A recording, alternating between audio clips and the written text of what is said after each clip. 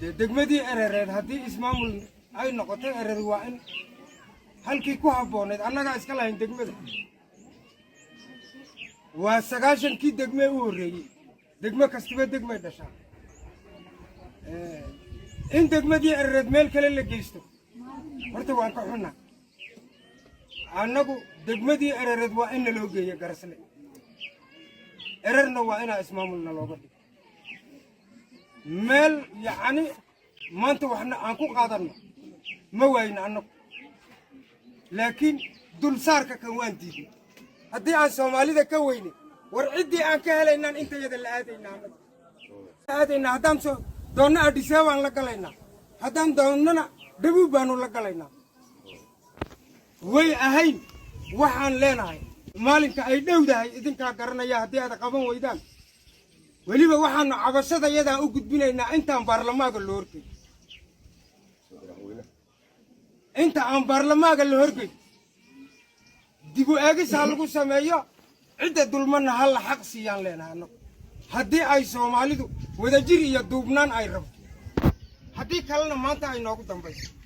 assalaamu calaykum waraxmatullaahi wabarakaatu gobolka city ama Shiniile loo jiray waxaan ay beesha labaad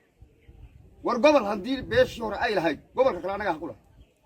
sida loo soo riixayay dhulka beesha ay degan tahay oo iska leedahay waxa la soo galiyay Garasle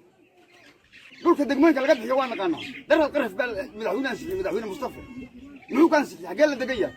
darad wuxuu sii dhuyay xagee la degan yahay gablali anaga u dhignay xaqii ay lahayd anaga mashaqadii u dhigno qarashka naga bixiyo dadka ugu tiro badan baa degmada anagu gobolka city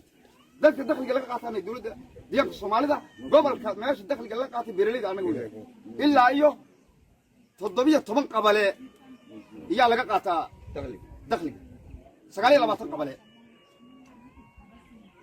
waana meesha dadku ugu badan yahay dawladdu waxay maanta dawladda Itoobiya waxay la socotaa dad ahaan shucuurta meesha degan Soomaalidu waxay eegtaa dhul iska cidlo balaaran oo tartiib lagu baxsado anagu deetaa ma qaadan karno waa dad maarta wax aqoonyahan baan leenahay wax garad baan leenahay halkii maanta ugaaska iyo awqaasha deegaanka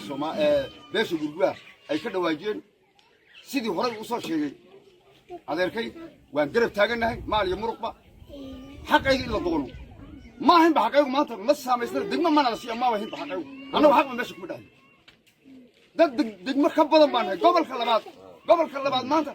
xaq hadii la soo gobolka labaad si anaga gobolka maanta halka laga biirinayo annaga iska lahay